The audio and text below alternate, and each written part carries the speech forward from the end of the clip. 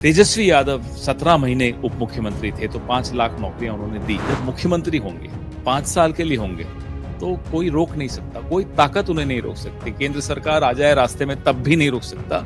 हर घर में एक नौकरी देकर रहेंगे। जो चुनाव आयोग ने आंकड़ा दिया कि भाई 64-65% हुआ है, तो लग रहा है कि ये बदलाव का ही चुनाव है। जो पूछ रहे हैं ना, उनका क्या हक है पूछने का। जो अपने वादों को 6 महीने बाद जुमला बता देते हैं, उनको तो हम जवाब नहीं देते। मोहन यादव जब यहाँ थे ना, तो वहां दलितों के साथ अत्याचार हो रहा था। यहाँ आकर वो बाबा जो पड़ोस वाला है, उत्तर प्रदेश वाला, यहाँ आकर भाषण दे रहे हैं जंगल राज। अपनी हालत देखिए। कुछ ही दिन का इंतजार जब बिहार अपनी नई सरकार को बनाने जा रहा है। इस नई सरकार में क्या कुछ होगा और अब तक चुनाव कैसा रहा है, कांग्रेस पार्टी की उसमें क्या भूमिका रही। मेरे साथ मौजूद हैं पवन खेड़ा जी। लगातार बिहार में आप खूब एक्टिव रहे हैं, तो फीडबैक भी आते हैं, कई जगहों पर ग्राउंड पर आपके पास जानकारियां भी आती हैं। पहले चरण का चुनाव खत्म और दूसरे चरण का प्रचार खत्म, क्या फीडबैक है, कहां पर इस पूरे महागठबंधन अलायंस को आप देख रहे हैं अभी तक? शुरू में फीडबैक अच्छा नहीं था, मैं आपसे ईमानदारी से कहूंगा, लेकिन उसके बाद निरंतर जिस गति से फीडबैक अच्छा आने लगा, हमें भी समझ में आया कि अब इलेक्शन पिकअप कर रहा है। और कमोबेश हर राज्य में ये होता है कि चुनाव आखिरी के 3-4 दिनों में ही उठता है। बिहार में यही हुआ, और बिहार के लोग ज्यादा समझदार होते हैं, तो बहुत जल्दी आप आंक भी नहीं सकते कि उनके मन में क्या है। लेकिन फिर भी आंखें देखकर लगता था कि हमारे पक्ष में आ रहा है। और फिर जब आंकड़े आए पहले चरण के, जो हमारा इंटरनल असेसमेंट के आंकड़े हों, या जो चुनाव आयोग ने आंकड़ा दिया कि भाई 64-65% हुआ है, तो लग रहा है कि ये बदलाव का ही चुनाव है।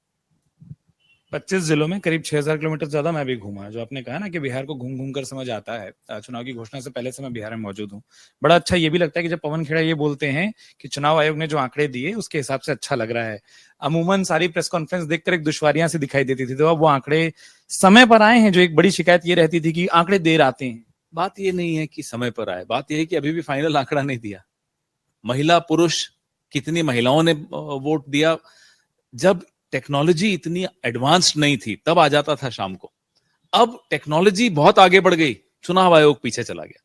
ये शिकायत रहेगी, दुश्वारियां चुनाव आयोग से नहीं। हमें किसी चुनाव आयोग से नफरत थोड़ी है, लेकिन लोकतंत्र से तो मोहब्बत है, और जिसको लोकतंत्र से मोहब्बत है वो इस चुनाव आयोग को कभी माफ नहीं कर सकता।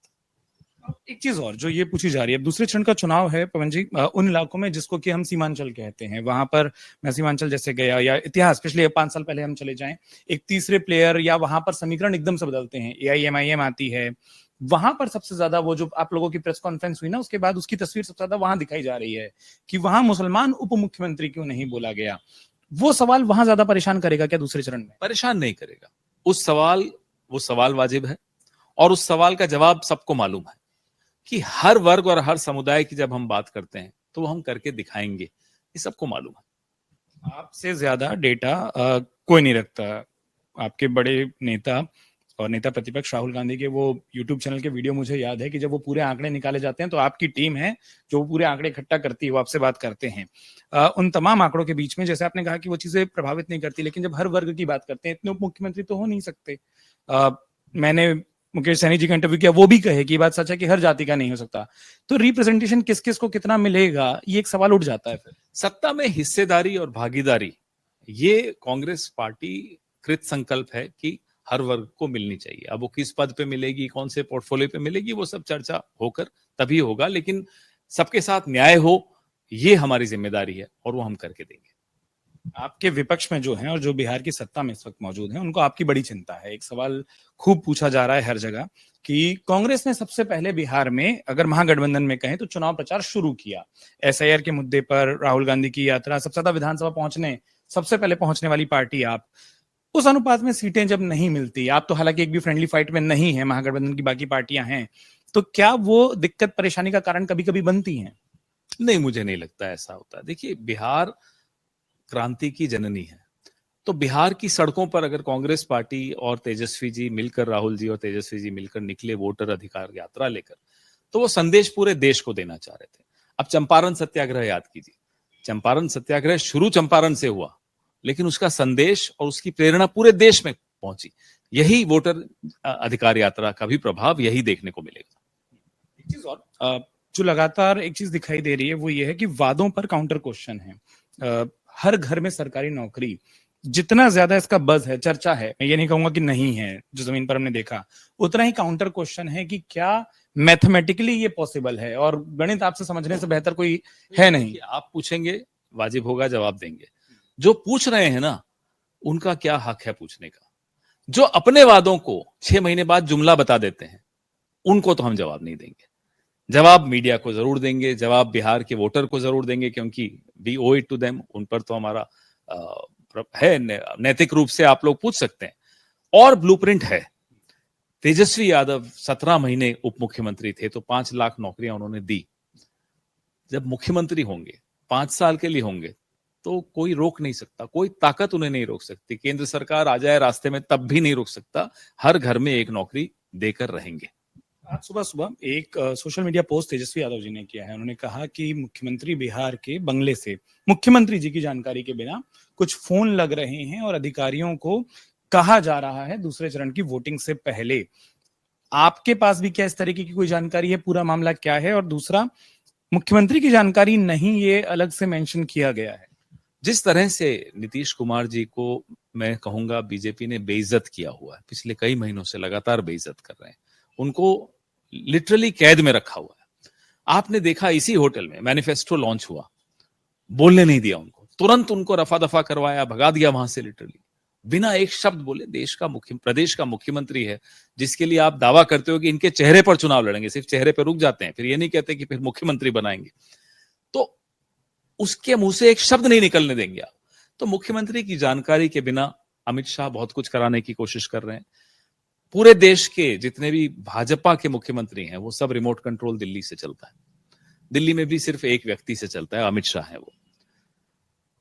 जहां भाजपा समर्थित लोग हैं, जैसे नीतीश कुमार हैं, यहां वहां भी अपने रिमोट कंट्रोल चलाने की कोशिश कर रहे हैं। मुझे नहीं लगता कि बिहार अपनी अस्मिता और गौरव पर यह हमला बर्दाश्त करेगा। आपने अन्य राज्यों के मुख्यमंत्रियों का जिक्र कर दिया। मोहन यादव मध्य प्रदेश के मुख्यमंत्री आए हुए थे और वो कह रहे थे कि राहुल गांधी हमारे यहाँ पहुंचे हुए हैं, जबकि बिहार में चुनाव प्रचार बाकी है। बोले देखिए, मैं यहाँ पर हूँ आप लोगों के बीच में, मैं आप लोगों को बता रहा हूँ कि वोट करना है, मैं आप लोगों को बता रहा हूँ कि किन मुद्दों पर वोट करना है, और वो अपना साथ छोड़कर चलेगा, ये हार का संकेत। मोहन यादव जब यहां थे ना, तो वहां दलितों के साथ अत्याचार हो रहा था। उनका काम क्या था?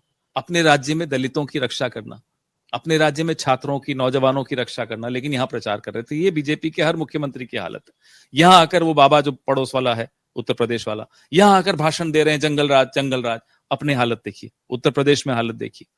तो ये इनकी आदत रही है। राहुल गांधी क्यों गए थे पचमढ़ी? राहुल गांधी पचमढ़ी गए थे नए जिलाध्यक्षों को ट्रेनिंग देने। ये हमारी पार्टी की एक्टिविटीज हैं, हमें तो बड़ा अच्छा लगता है कि हमारा नेता उधर भी जाता है, वो भी काम कर रहा है, ट्रेनिंग भी दे रहा है और यहाँ प्रचार भी कर रहा है। वहां प्रचार खत्म करके, वहां ट्रेनिंग खत्म करके फिर से यहाँ प्रचार में शामिल हुए।